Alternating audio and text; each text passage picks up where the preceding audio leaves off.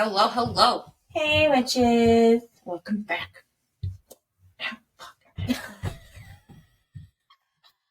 Sorry for trying to be thirsty. Started off right. Okay. What chapter are we on? We ended chapter 50 last time, so we are on 51. Oh, perfect. That's what page I was open to. We were literally one chapter away from starting part 3 of the book. I remember seeing that when I was so upset when I turned the page. I was like, son of a bitch. Damn it. Alright, anyway, chapter 51. Which was a really short chapter anyway. Yeah. I didn't write much for it anyway. I didn't either. So, chapter 51 is when she ran to the cabin. Yeah, I was like, I guess having some time alone to think is good, but also, like, don't run from your problems. Yeah. And this is, like, the opposite of a problem anyway. Like, right. So, they winnow back. He's, like, fit enough to take him back to the Valerian war camp. And they land outside in the mud, and she's pissed. She just leaves him outside, and she's walking up to the house, and Cassian runs out and starts taking care of Reese, and she demands more to take her to someplace far away from here, nowhere that she can be found, and they went to a hidden cabin that is often used by the family, the whole fam. And that's where she was for a week. And that's where chapter 51 starts. And ends pretty much. Like, yeah. I mean, she tells Moore that she found out that she's his mate and that the Suriel is the one that told her, and Moore is basically like, you know, you don't have to be like right. Like he wanted to tell you, but whatever.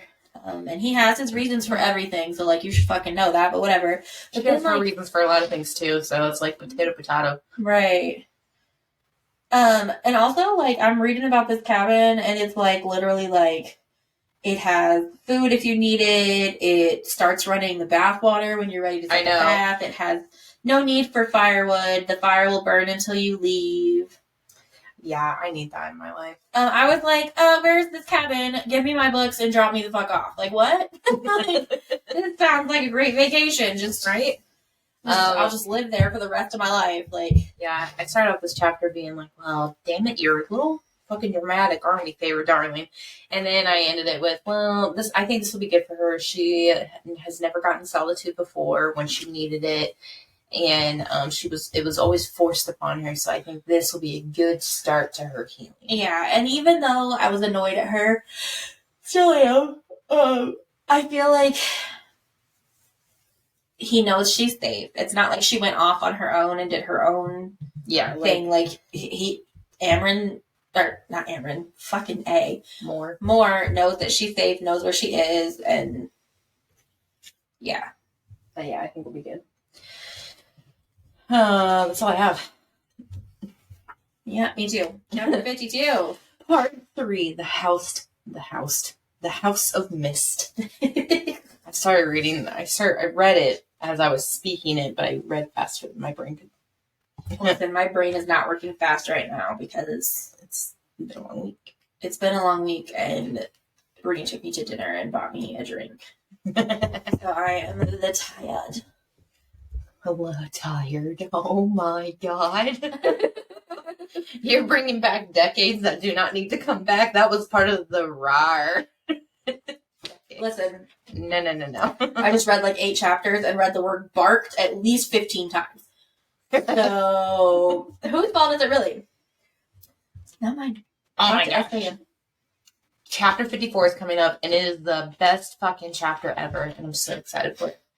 It's the best. We're not there yet. I know. But it's just part 3. That just means it's coming. Anyway. Chapter 52. I had a lot of words to say. I had a lot to say, too. Starting on page 504. Which... Oh, I had something there, too. She said something about... Oh, damn it.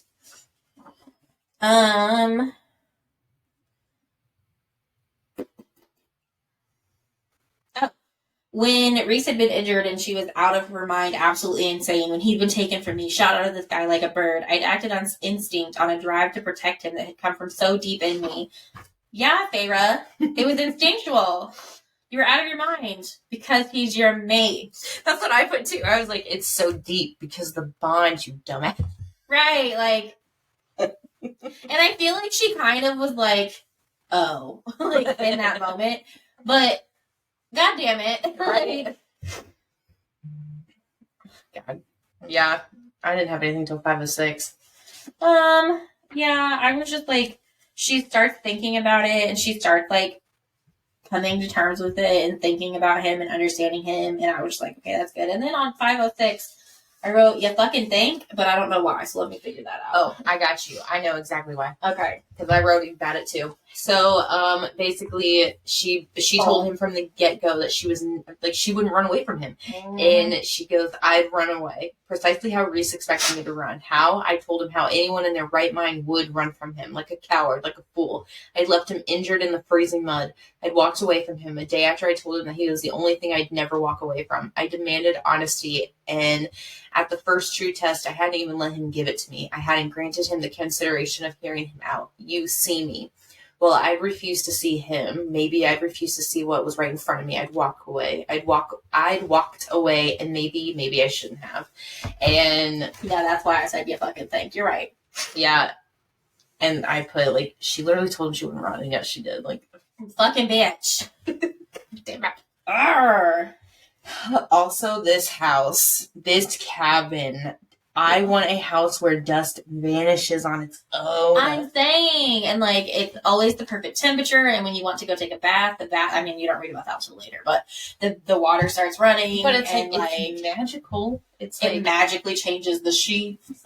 Not that it cooks food, but like, you're gonna have food there for you. Yeah, I just, like, yes. I need that. Then she finds paint in the closet. Oh, yes. And then she's like, you know what? I'm going to paint. And she makes an adult decision that is actually good for her, good for healing. And yes, she starts painting. And you know what? At least she's healing. I literally wrote, yeah, finally. This is even more satisfying than the sexy scenes. That's what I wrote. About that. About her painting. And yeah. Yeah. I'm so glad, like, not that we see much of an improvement in her, I wouldn't say personality, but her healing development. Yeah. So not character development, but her healing development. I'm glad we're actually seeing, like, clothes. Yes. Like, the strong will prevail kind of feeling. Anyways. I got some on 509. Do you too? I had something on 508. I didn't expect her to paint the cabin. So when she had like painted the whole cabin, I was just like, I love that. Like, I love that she did that. Like, she felt comfortable enough to do that. And then also, the reason I started chuckling is because I just saw this. Because I keep wanting to say Amryn Moore comes back to like check on her. And she knocks, and Feyre doesn't answer. And then she knocks again. And then she says, please don't be dead. Thought that was really funny. I mean, honestly. Can't cook for herself, so like, what else is she gonna do? She literally can prepare meat like no other, but everybody else did the cooking for her. Right? Yeah. Like, she cleaned it, she skinned it, all that, but right, somebody else had to cook it. But then, yeah, I did have something on 509 too. My favorite thing at the end of 508 is when Moore is in there. She goes, "Why Amryn's eye there?" It's just so weird. It's like, it's just an odd thing to do. Indeed. Right above the door in the center of the archway, I painted a pair of glowing silver eyes. That simply won't do. Paint my eyes next to her so the males of this family will know we're both watching them the next time they come up here to get drunk for a week straight. Why? Why eyes? I don't know. Like, you didn't even like draw the face, just eyeballs. It's like, can you just imagine looking up at your doorway? It's like, I needed some solitude or something, and I just painted above your doorway, and you're sitting here reading, and you just see my eyeball. It's just like watching me, and we're like, oh. And then, right, like, oh Oh my gosh. God. I did write something on this page about she didn't tell Reese where Feyre was. Yes. And I like that. I appreciate that so much because that's what Feyre needed. She needed some time apart, even she though needed some trust too in some people. Yes. And even though I'm like irritated that she's being childish like this, I'm also glad that Moore didn't mess up that trust and like she knew. Right. And I'm sure Moore had to deal with something like that after her like traumatic experience. Yeah, because Lucian would have 100% told Tamlin where she was. Oh, fuck yeah. And I like that Moore did not. Like a true person.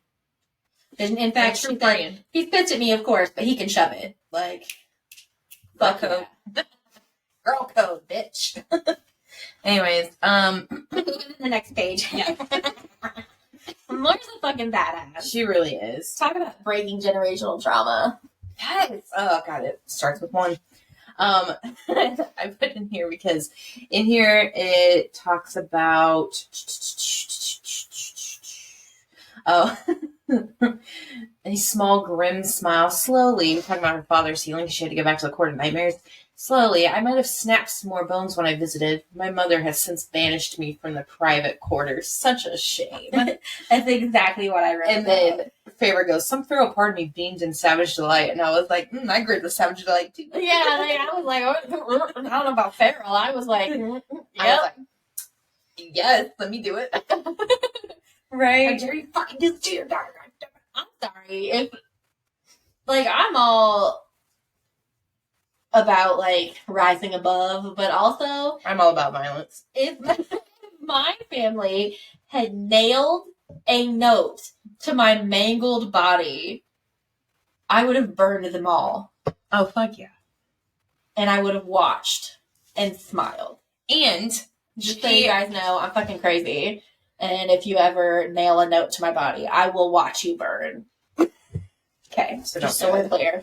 And I went to school for law and criminal justice and forensics, so I actually know how to dispose of a body.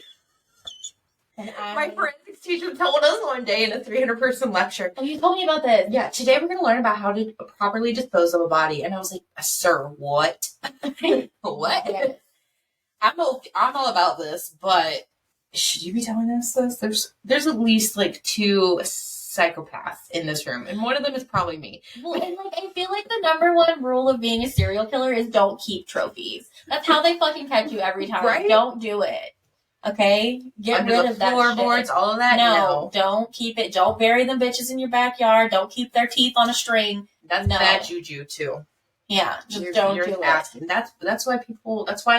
That's literally why people get caught, because of bad juju. Yes, don't be stupid. If you're gonna do it, don't be stupid. Yeah, don't do it. But right. But if you're gonna, the look on your face, you like thought about it, you're like, oh yeah, right. You should probably say that. Don't kill people. But also, if you do, keep trophies. Listen, all the serial killers out there, except for the Zodiac, the one person that has yet to be caught. Well, there's speculation, but officially. Anyways. Yeah, that's a whole other rabbit hole we could go down, but we'll do something like that later. Anyways, I have like hearts on page 511. Oh, because Moore asked her, like, is it so bad? Is it so bad to be his maid? Like, are you interested?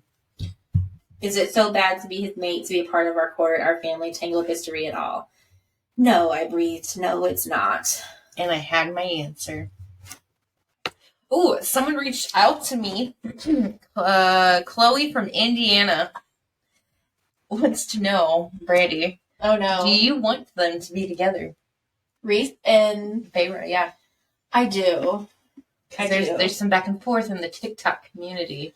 I do. But also, I feel like they're good for each other. Like, I mean, they're mates, but also... Well, right, but like I feel like they're going to grow together. Yes. And I feel like that's important. Trauma. Yeah. So, yes, I do want them to be... Not as much as I want Cassie and Anesta to be together. But yes, I do. Don't hurt yourself. I don't know what happened, but my phone just like flung off the couch at me. Listen. Poltergeist. There's some sage right over there. Just grab it. There you go. It's fine. The Ouija board. I don't even have a whole board. I just have the little thing. What is the thing called? The pennant? No, but the word just went out of my fucking head. But you know what I'm talking about. The little. You're gonna get it like thing. 15 more minutes. And I'm just gonna like yell it. Wow. Sound check was hard today, guys. Anyways, yes, that's all I had for chapter 52. I literally have one sentence wrote for chapter 53. Same. And it just says she's finally healing and seeing that she can have a happy future. Oh, that's what I said. Listen, why are there two of us? You're saying the same shit I'm saying. Listen. Yeah, I put finally she sees a future of some sort regardless of Reese. Like, yeah, those dismal days are going away. She finally sees a future of some sort. Yeah, and she's like finding herself again. And it was like, because it's always been like a I hope this, or I hope for that, or I want this, or I want that. But this time she can actually physically embody it and believe it to be true. So that's great. That's wonderful. Yeah. Right. Chapter 54. My favorite. So much happens in this. Yes. I didn't write a lot because there was so much going on. Same. And I even wrote about me not writing a lot, but I just talked about like the important parts. So listen, page 5 is the first fucking page. Okay, so at the end of chapter 53, she's starting to realize that like she's bored, she's tired of herself. 5 days have passed and she's basically just bored of herself and she wants the company and she was hoping more to come back. Well, she hears banging on the door, and as she goes to see that Moore has officially come back to, be with her, she opens the door, and it's Reese. Yes. And he flew there. Yeah, because of his magic. Being tracked. So he flew, and it took him, like, days to get there. Yeah, because, like, once he got healthy, then he just took off. And I don't know what my issue was when I was reading these chapters, but I was being really critical of the word choices. Because at the bottom of the page, it says, Reese took in the painting I'd done, gobbling down the bright colors that made the cottage come alive. Yes, what? Gross. Like, was there not a better word there? Like a verb you could have used? Gobbling? I literally wrote gobbling down the bright gross. Like, that's all I can. I'm just hearing that. I hear. Or what's that? Like the pack me like wow wow. Yeah. I think of a turkey when I hear gobble. Yes, it just grossed me out. Gobble, I didn't like it. I put so for the very first two sentences on this page, or chapter 54 on page 15, it says, I stared at Reese and he stared at me. And he immediately started singing, he looked at me and I looked at him and he looked at me and I'm looking at him. I can't. Oh my god. It's just, I stared at Reese, he stared at me. Just like the TikTok. Oh my god. No. Just no. Great. Anyways. I didn't write anything till 5:21. I wrote something on 5:17 because the food offering ritual. Oh yeah, it's kind of weird. Yeah, it's not my favorite. It's very archaic, but I get it. Like, I mean, he even says it's like back to our like animal, or primal instincts. So like the ritual is that the first time a female in like a mated pair offers the male food, that's her like accepting the bond. You're like, bitch, make your. Well, first of all, I didn't realize you fucking had a choice.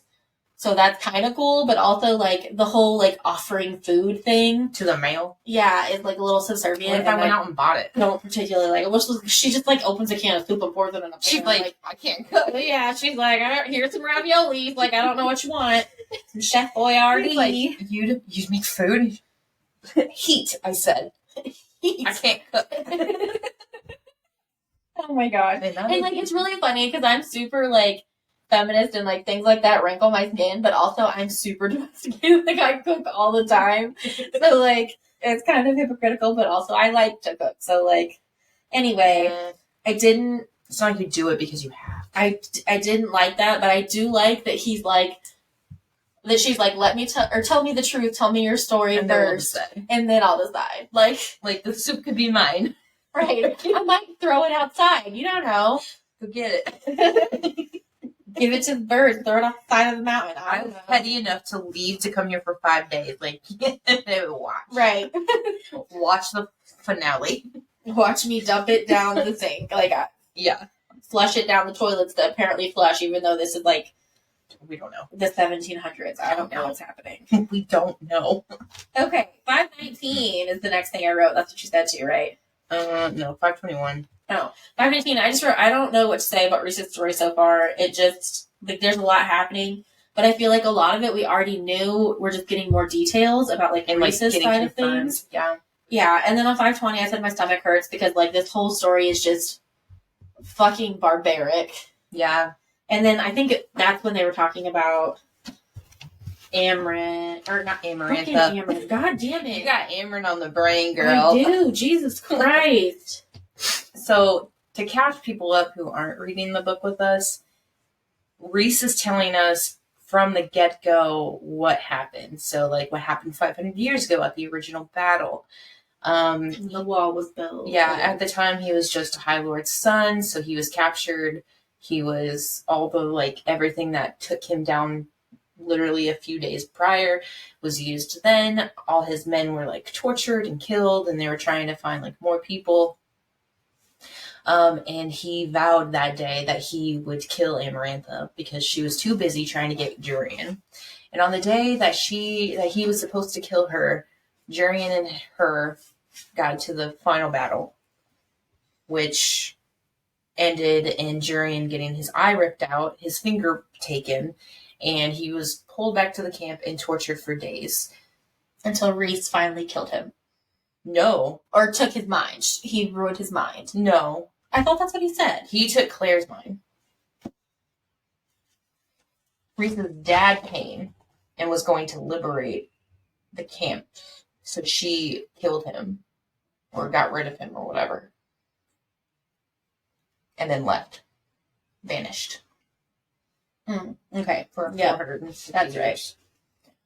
That's right. And so then he was like pissed off. He never got the last chance. But whatever. So then, flash forward 450 years, Amarantha pops up. And everybody is like, oh, she's changed her ways. No, she hasn't. She's a fucking rapist. And she's fucking psycho. Right. And it's funny because he's like, Tamlin didn't trust her even when his dad was buddy with her, and because of that, even though he was my sworn enemy, like, I'm agreeing with him, I don't trust her either. And I was like, it just grosses me out. Like, the part that I wrote, like, when I wrote my stomach hurts, because, like, this scene is literally describing a rape. Like, it's that night when she kept turning her attention to me, I knew what she wanted. I knew it wasn't about fucking me so much as it was about getting revenge at my father's ghost. But if that was what she wanted, then that's what she would get. I made her beg and scream and use my lingering powers to make it so good for her that she wanted more and craved more. So, like, she's raping him right now. Yeah. That's what's happening. Like, but he's literally a sexual abuse victim. Yes, my stomach hurt when I was reading this the first time. Yeah, and it's just, like, it's sad, too, because he, like, literally, he went down under the mountain. He had every intention to kill her. He had the plan, and then no one was with him, so no one sniffed his drink to make sure it was poison.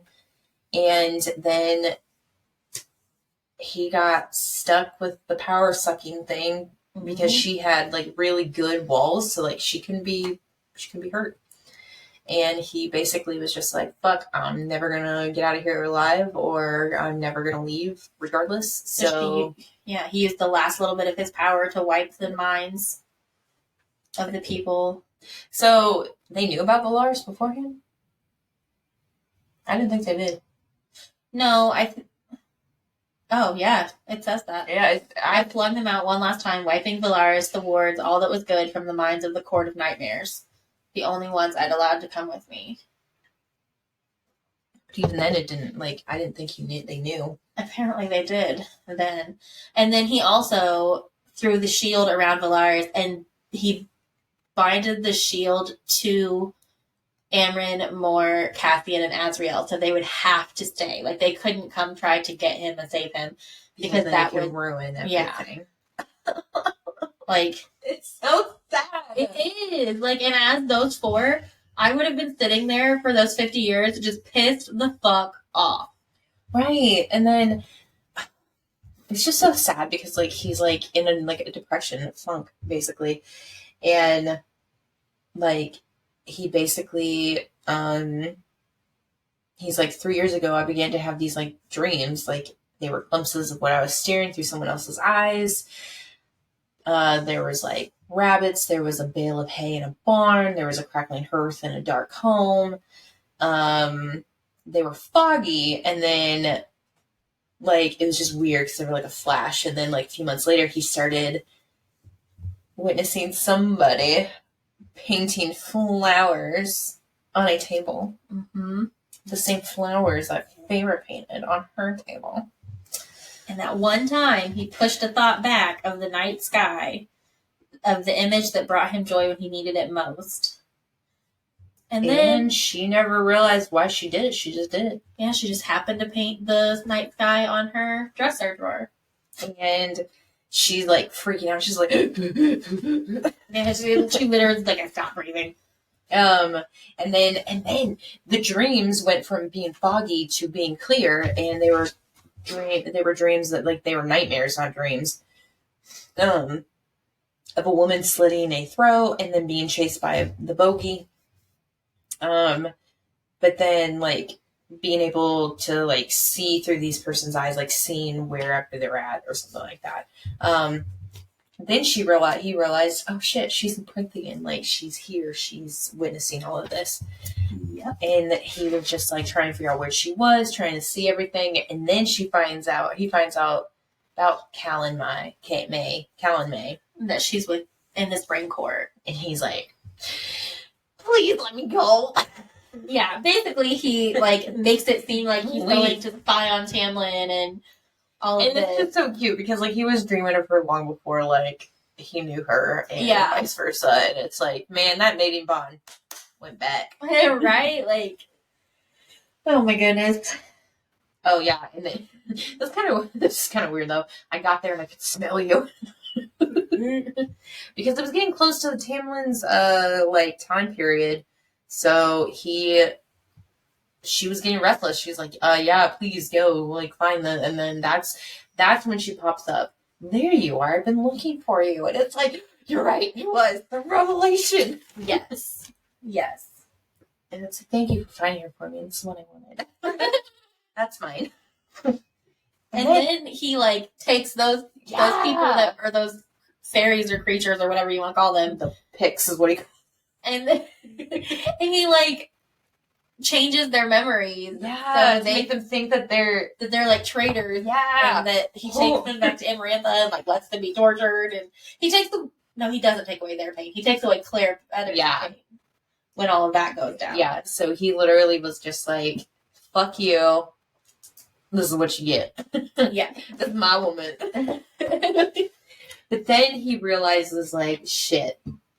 He goes back to see her one last time, or, like, go back to there, do whatever. And partially also because he was sent by Amarantha. Amarantha was like, yo, go back and see some more. You were so successful the last time. So he comes back, and then he, like, sees them, and... It's my cat. It didn't sound like a cat. It sounded like a child. Kemper chases Chaos around and just, like, yowls at him. I don't know why, to be honest, but he does. Anyways. And then, he's just like, I knew we were on dangerous ground, but like I wanted to see more of you and blah blah blah. Shut the fuck up, Caleb. Shut up. And so then she's like, remember like thinking like, oh, I had my reasons to be out then. Do not think, Feyre, that it did not cost me. And it's like, Feyre, everything he does like is for a reason. Like, yeah. Stop saying what he does is not. So then he like, when he went back, he eyed the food, he saw the glamour, he like recognized everything. And then he like looked over and he finds her, and then he's like pissed off because like she was giving him like death glares. She was giving what's his name? Fuck, I forgot his name. I was gonna say Lucian, because I remember Lucian said like, it's my person. Yeah. Like, whatever. No, it's not. Tammy. I mean, yeah. Yes. Looking at him like she loved him, and then he was just pissed. So he was like, you know what? This is dangerous ground. I'm gonna scare you. And I'm gonna scare him just because I fucking hate him. He's an asshole. And that's why he made him beg. Yes.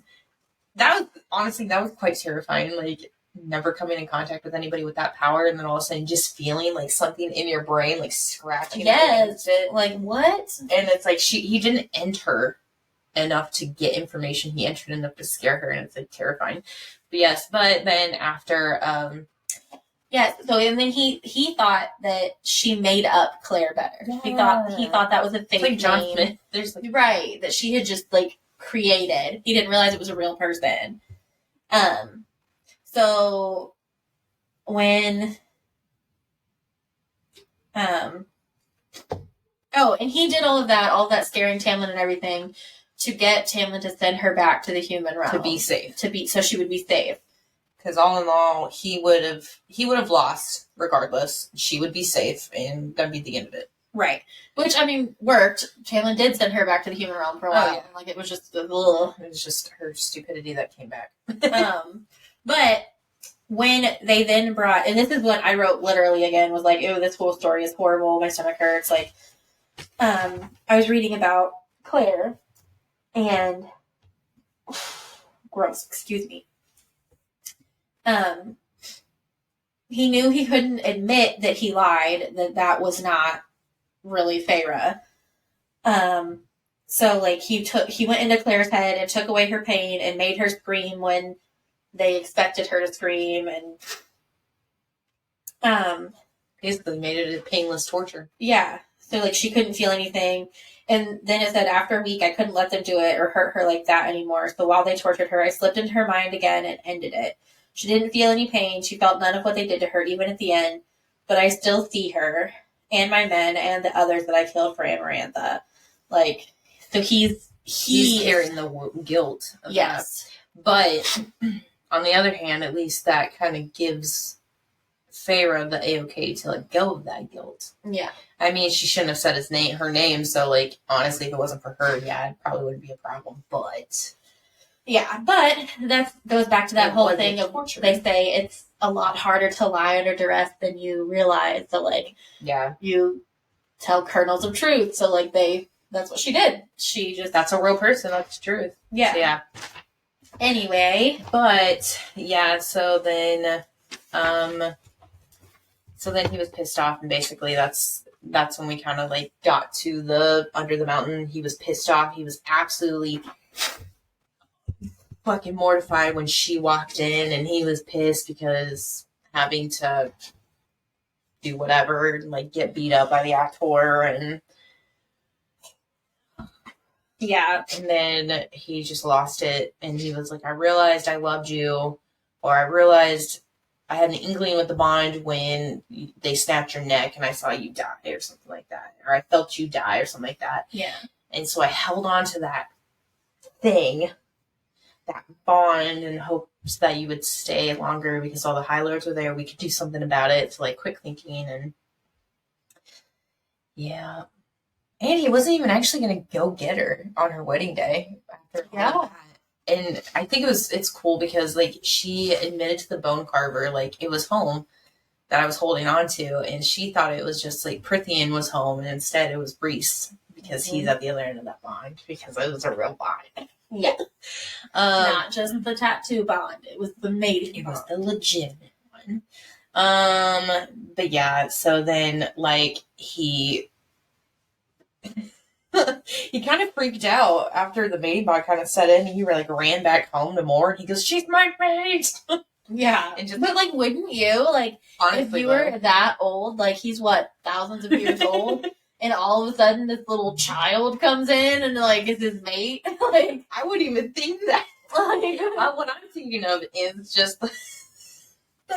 It's just the like this human is my mate. Like, well, right? I wouldn't think. Well, she's not human anymore. Oh yeah.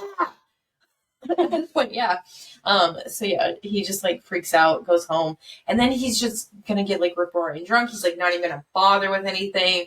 And then he tells her, like, no, I felt you wanted that help, that assistance, and I was just gonna let you go. I wasn't gonna do anything with you. I was just gonna be able to see you, and that's why I kept the bond, and blah blah blah. But then I felt you again. I felt your panic and despair, and I heard you beg someone, anyone, to save you. I lost it. Hello, favorite darling. I'm here to get my stuff.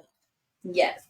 And then he talking about how thin and pale and like basically desiccated she was. Well, in that dress too was like, yeah, the way it was talked about was huge, and it was just like obnoxious. So like, of course, can't. And then he's like, I wasn't going to force the bond on you. I wasn't going to seduce you into accepting it. I wasn't going to do any of that. Because he loved her. And she's like, you love me? Just like that. That's how she says it. And then she sets the bowl of soup in front of him, and she goes, then eat. She offered him the food, and I wrote, this bitch is lucky she get hit in that bowl. I would have been pissed if she didn't. I wrote it just like that, too. Out the window it goes. Down the toilet. Right. Flush it in the toilet. Fuck you and your bond. Random magical flushing toilets. Honestly, though, it's magic. Like, of course, it just disappear. Oh, the barking. Okay. Wait, hold on. We need a break. Okay, let's take a break, because I don't want to talk about the barking again. God damn it. Anyways, guys, it's June. Oh, right. My phone. And it's Pride Month, so... And Emily said we needed something queer for the break, and I said I was here, but she said that wasn't right. So that's our queer representation all year round. I have a pride flag in the background. Okay. So just a quick history, like the Pride Month. Well, it started out with a week, and then it grew into a month. But it started to commemorate the Stonewall riots of 1969. The Stonewall Inn was a bar that was basically a gay bar. It was frequented by members of the community. Or wait. Am I messing that up? I don't know. What is wrong with me? Anyway, the Stonewall riots happened. It was a bar. There was like protests happening because there was discrimination and all of that. Clearly, I am half asleep and not remembering my history correctly. I have a book. But in 1970, on the first anniversary of the riots, they had like a march in Greenwich Village that they went past Stonewall, and a lot of people consider that the first Pride March or Pride Parade. And it's grown from there, and now it's more of a celebration. It's not as much a protest anymore, although it still sometimes is. Every time I go to the one in Indianapolis, there's always that guy on the corner with his microphone, like, you're going to hell. God I'll see you in hell. God hates you. You are condemned. I rebuke thee, Satan. Like, all of this nonsense. But it's now a celebration, and it celebrates all the people in the community, including the ones that are maybe not as visible. Shout out to anyone bisexual or pansexual or any other kind of sexual that is in a hetero relationship. You're still valid. We still love you. Yeah. And all of that.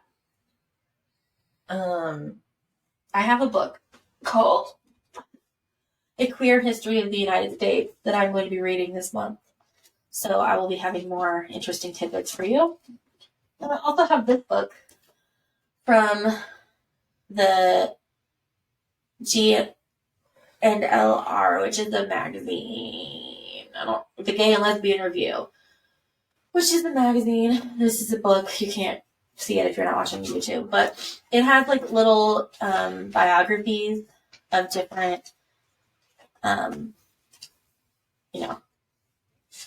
queer people. Frida Kahlo is in here. Walt Whitman is in here. Franz Kafka, which for some reason is he's got the body of a praying mantis. It's like they're caricatures. Yeah, the pictures are all caricatures. But his caricature, he looks like Sweeney Todd with a praying mantis body, or not Sweeney Todd. Edward Scissorhands with a praying mantis body. Hashtag Johnny Depp.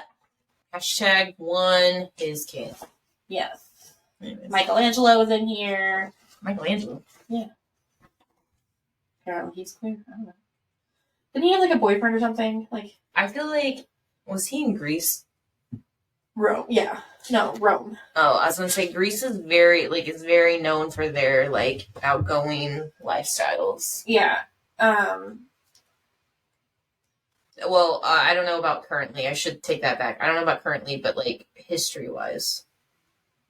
There it is. Yeah, he had like there was like a young nobleman who he was like in love with. But anyway. Cool. Anywho, there's lots of people in here. There's lots of people I've never heard of in here, but like there's also a lot of cool people that I have heard of in here. You learn something new every day. This guy looks like E.T. I don't know what's happening. What? He's got like a gigantic apple for a throat. Oscar Wilde. Yep. I didn't know that.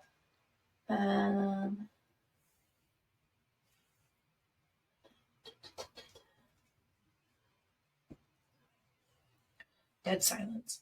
A little bit. She's actually trying to breed and give you some. So Oscar Wilde married Constance, which is his wife. He had a few children, but he continued to pursue boys, mostly of the lower classes, for sex. And he had lots of provocative public appearances. Like, he would pose for artists or photographers in, like, really lurid poses. Mm-hmm. Is Cole Porter in that? Yeah, I don't know. Cole Porter was a huge, I don't say musical artist, but I definitely would say like he was like a composer. Tchaikovsky. What?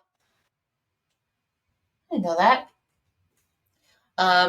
Cole Porter was definitely like huge on he played the piano and he played like a few hits. He made a few hits from the 20s. Like if anyone's ever heard of like the bees do it, the birds do it, da da da da da, do it, let's do it, let's fall in love. That's Cole Porter's song. And he was part of the community. Langston Hughes. They actually made the movie Beloved. I think it's got Ashley Judd in it. I don't remember. That person is not in here, but anyways, he's from Peru, my hometown. Oh, I was born in Peru.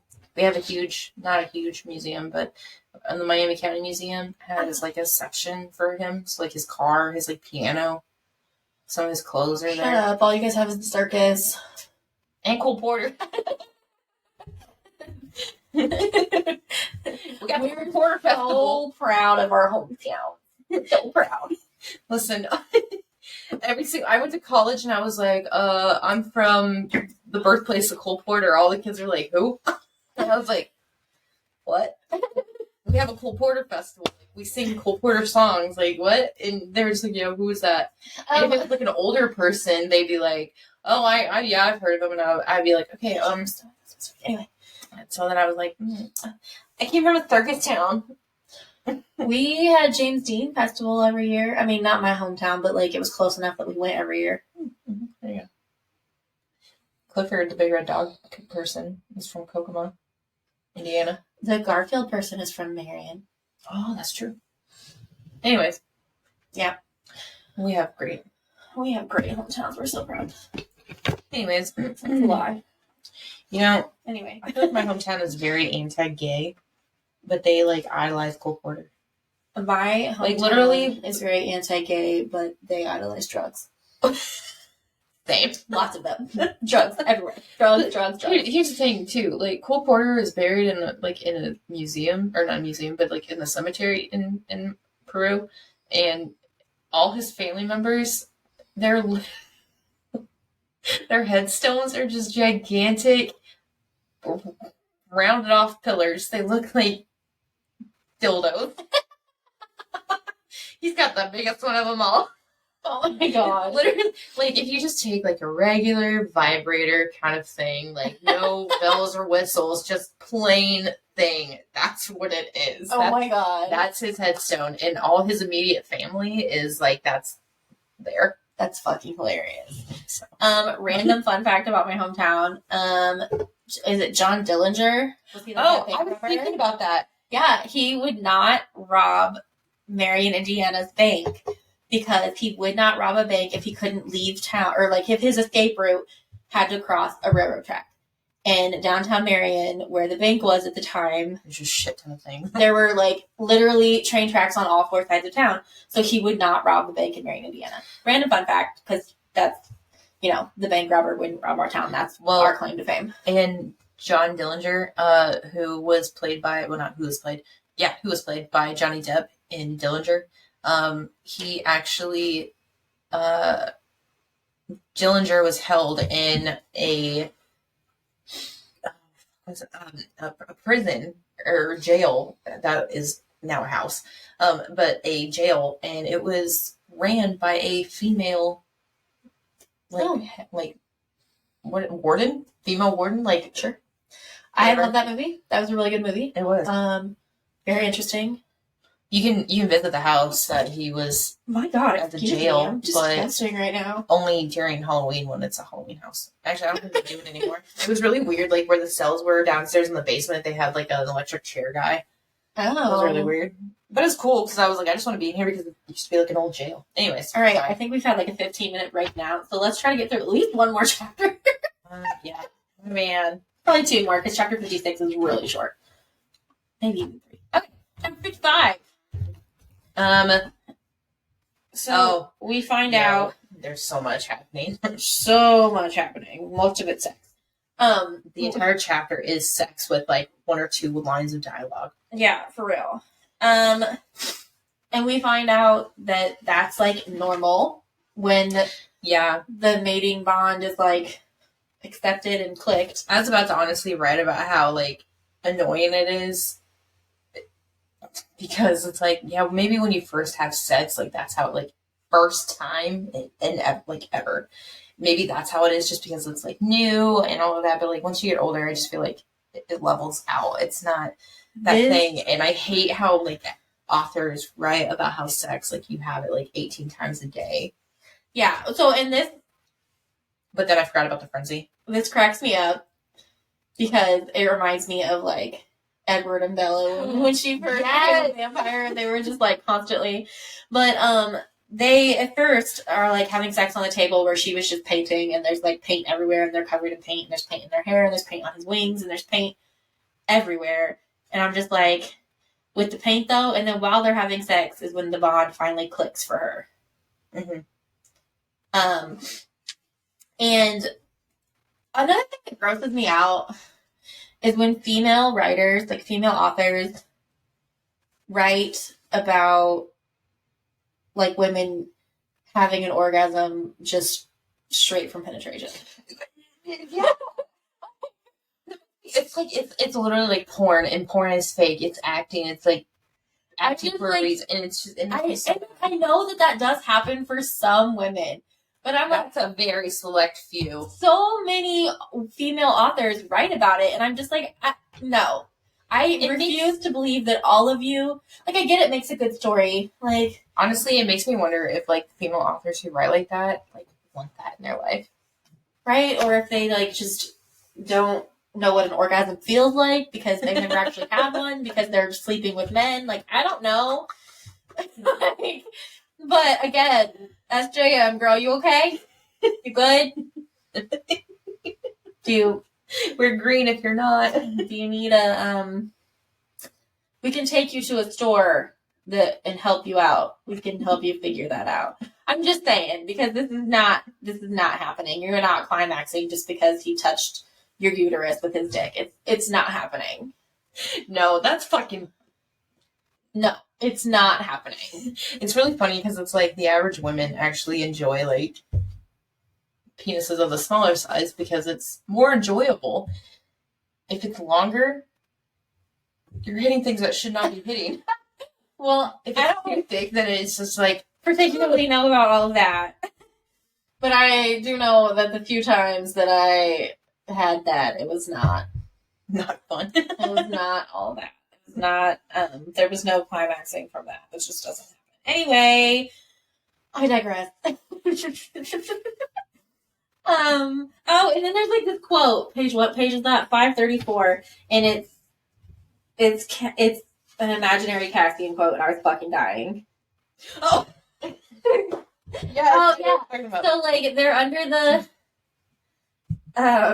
So she's like, you fell in love with me because I reminded you of your friend. Because he said that when she was making the trap for the Midgard worm, or when she flipped him off for mocking her, it reminded me so much of Cassie, and I wanted to laugh.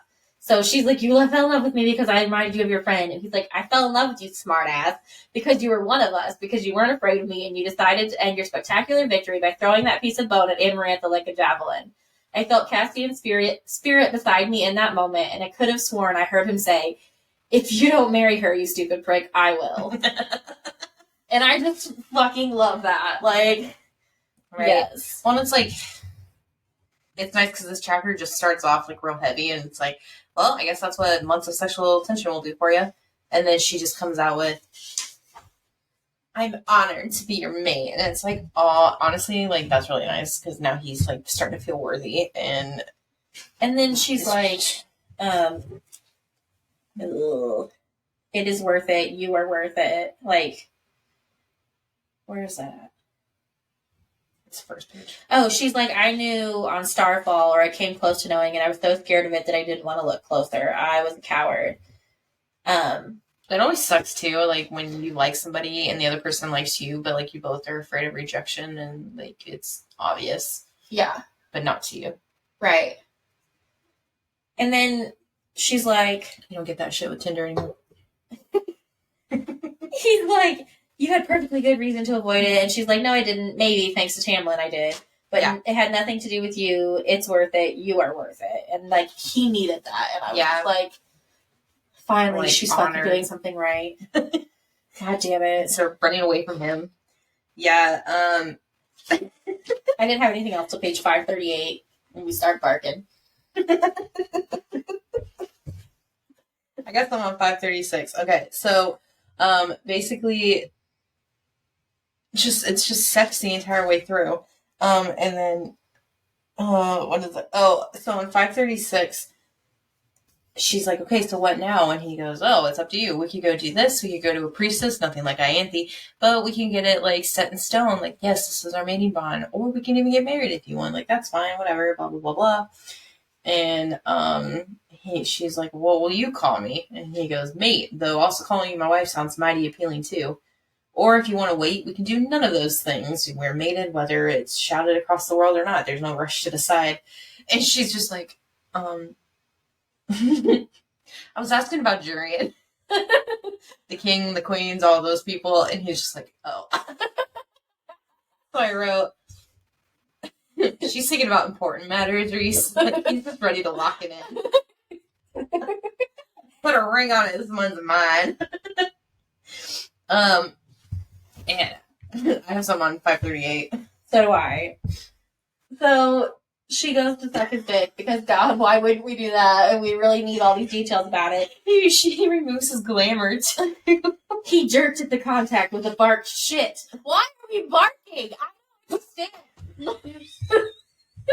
Literally, like, so many times. I literally wrote that, and then 2 pages later, 3 or 5:40, Reese barked my name, thrusting his hips up. That is not a sexy word.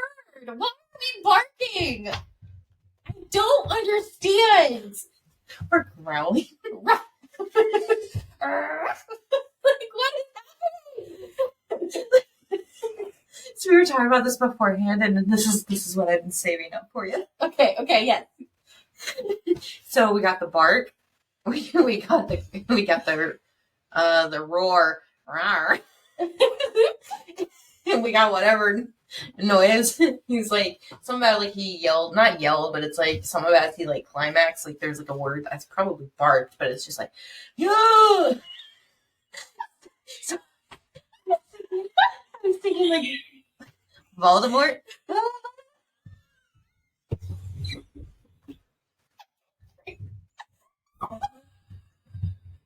Can you just imagine?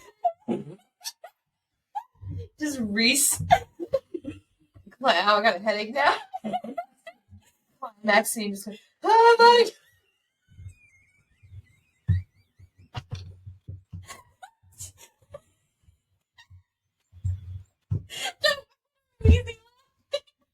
I am I'm just fat.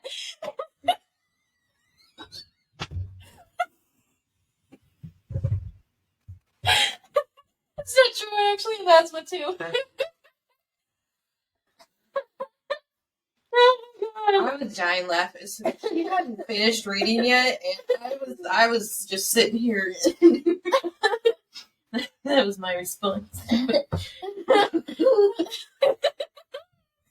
Oh my god! I only have one more thing in this chapter. It's on page 342. I have a couple. Okay, go ahead. Hold on 538. He's literally just a black cloud. Like, he removes his glamour and it's just like darkness and like dark tendrils and just like a fucking octopus. Small. He's barking. Fucking squid, like. It says it was small magic he once told me to keep the damper on who he was and what his power looked like. Oh. And it's like stars and plot hole.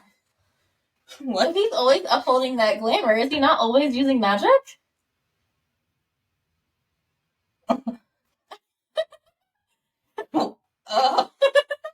Oh.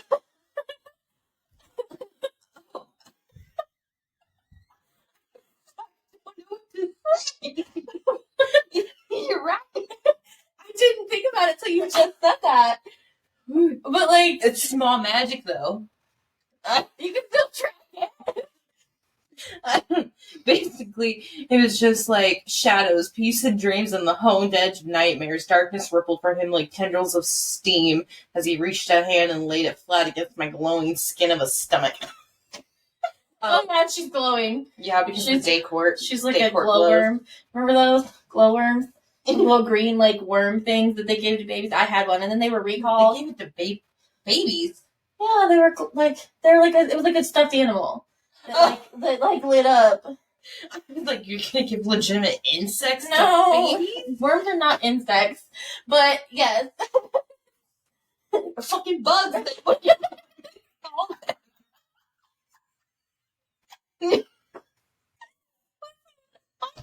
What? Anyways, 5:39. Am I still good to go?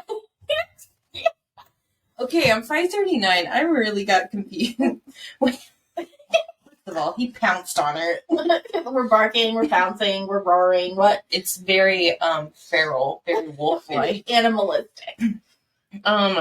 So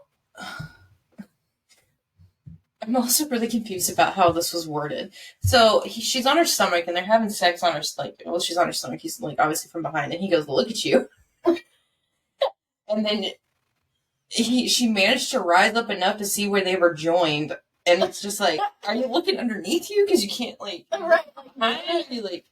What is happening? So, anyways, that's not what I was confused about. Oh, okay. So, So it says, he twisted us, pulling not only long enough to lie on his back and haul me over him. There was a glimmer in the darkness, a flash of lingering pain, a scar, and I understood why he wanted me like this, wanted to end it like this, with me astride him. What? What happened? No, I think it was like a mental scar. From Amarantha? Yeah, like... Because that's what he wanted, or not. That's what she always did, and so he wanted to change the memory. Okay. I think that's how I picked it. I was like, why? Like, I something? Huh? And then 542. Mm-hmm. That's where I'm at as well. Anyways. They start talking about the potential of... So first of all, she's like, I didn't take my birth control. I didn't take my tonic. Tonic. Is what they call it. And then they're like, she's like, I'm expected to bear you offspring, aren't I? And he's like, you're not expected to bear me anything, he snarled. Snapsters. Yeah, and I really like that, like, the whole conversation. That he doesn't have to bear shit. Yeah. And that's something, too, that, like, everyone's talking about right now. Like, that's so prevalent right now. Yeah. Like, well, if I don't want to bear children, like, ever, get rid of my uterus. I would like to have sex without having to deal with all of this. Right, like, if you, yeah. And I like the whole conversation because, like, it's not off the table, but it's not demanded either. Like, they literally have whatever. Yeah. It's not like in human, like, where you're gonna die at some point, and it's like your talk is ticking, your clock is ticking. Yeah, and I like that they're both really responsible about it too. They're like, we have this big war coming. Yeah, like, we don't want to have a child or have her be pregnant, or because then he's gonna throw all of it away to save her and the baby. Yeah, and she might make stupid choices too to protect him, or to protect the baby, or. It's just, they wouldn't be thinking clearly. Well, she made a stupid thing with Amarantha to save Tamlin, so it's in her track record. Fucking shit. Okay, do we want to go ahead and do chapter 56 right quick? I only have 2 things wrote down. That's the only reason I have 3. That's fine. Just be a little extra long. So after all of their sex, they have to leave for the Illyrian war camp. And as soon as they land, Cassian gets ruffles under the feathers. Like, well, it's about damn time. Oh my god, somewhere in here I literally wrote that. Not on this chapter, though. Oh my god. Anyway. It's probably with Cassian and Nesta. And so then all of a sudden, like, all of the Illyrian people and the babies start shooting up into the air, and Feyre's like, what? Like, what the fuck is happening? And then more comes out. They could be a little while. Welcome to the family. And she just walks in. And yes. It's like, what the fuck is happening? And they literally just start fighting. Like, just wrestling and fighting and beating the shit out of each other. For an hour. Yes. Because Cassian knew... there's going to be an edge. Yeah, that Rhys was going to have an edge on, especially with everything going on right now. And not being able to fuck his woman. Yeah, because apparently you can't not... The frenzy. It sounds like a fucking shark. Like, there's blood in the water. Like, well, he said it carefully so that they wouldn't jump each other's bones. Remember? That's what it said in there. It did. He said the frenzy. He said carefully. So fight it out, and then the edge is gone, and then just bang it out one last time, and you're good to go. Right, because then they have sex again. Like, Jesus fucking Christ. It's fine, because it was just, and I'm thinking, with my dick. Oh my god. Literally, they come in, and he's just like, one last time. Takes her right there on the table. Yeah, and then Mora and Cassian just leave the room. Yeah, like, they're just, bye. Just awkwardly looking around like, oh god. She's like, we yelled loud enough for the Illyrians in the sky to hear us. And I'm like, there are children there. Here's the thing. Okay, so I feel like if we were part of like a wolf pack of some sort, I feel like we would be like born and raised knowing this is going to be a thing. I feel like it's creepy. Like, it's kind of... But as humans, we don't do that. Well, and not creepy that we're not more open about things, but I feel like it's detrimental to the human race, or specifically, like, Christians. Like, how hush-hush and quiet everything is. Like, that's... Yeah, everything was so hush hush and quiet in my like community, and not my community, but like in like the just my religious community, I guess. That like when I straight up told somebody I was getting sexually abused, no one believed me because they're like, well, he's a man of God, and it's like I don't give a fuck. Right. That doesn't make it perfect. Like that doesn't. And like sometimes that's worse. Like right, like I don't give a shit that like they're part of the church. I don't give a shit. Like I don't care your relationship to me because I mean it was family. I don't care about any of that. It's wrong. Yeah. And like what? And no matter what I have said and done and did anything, like no one believed me for one reason or another. Like my parents obviously believed me, and my uncles I think believed me because they threatened him within an inch of his life. But still, yeah, no, I know, and it's just ugh. And honestly, I worked for child services in Indiana, and the amount of kids that don't call their private parts like there's like vagina, penis, like anus, anything like those that. Those aren't bad words. Those aren't dirty words. Those aren't adult words. The amount of kids that didn't even realize what those words were, like during like forensic interviews when we would ask them, like, do you know what this is? And they're like, no. And then when we pointed to their like, we had like a drawing of like a stick figure basically, and it's like, well, what do you call this area? And the kids would give us a name, like jelly beans, literally called breast jelly beans, or like marshmallow, or like something like cookie. So yeah, so innocent. Where it's like people are going to be talking about, like, if this kid's going to be talking about it, like they're grooming them to. And just think about it this way: like anybody who has kids, if your daughter said to a teacher or any other mandated reporter, he put my jelly beans in his mouth, they're not going to think anything of that. I mean, I'm just going to sit here and think that she had candy. Right. That's what I'm saying. Like, you need to teach them the real words. So when something happens, or if something happens, hopefully it doesn't, but the world we live in, prepare the kids. Like, they know how to speak about it. And if your children know the real words and are educated, they're less likely to be victims because they're going to know how to protect themselves. Anyway, it's so frustrating. That was like a whole tangent. But the only other thing I wrote on this chapter was I love the banter, because on page 346, Aaron is like, I heard you grew some fangs in the forest and killed some hybrid beasts. Good for you. And Moore's like, she saved his sorry ass is more like it. Poor little Reese got himself in a bind. And then Feyre says, he does need an unusual amounts of coddling. And I'm like, and then Azrael chokes on his wine. And I'm just like, I love the whole thing. I know, it's so great. And then at the end, they have to go to the mortal lands to meet with the queens. And you know what? Man, fuck them queens. Fuck them bitches. Except for the ill one and the golden one. Fuck everybody else. Yep. Anyways, you'll learn more about that next episode. Damn it, we were so close. I didn't even need to read those last two chapters. Fuck. We were so close. Anyways, if we're lucky, we'll get to finish this book in the next episode. Probably not. So that means probably 2 more episodes. But anyway. Okay.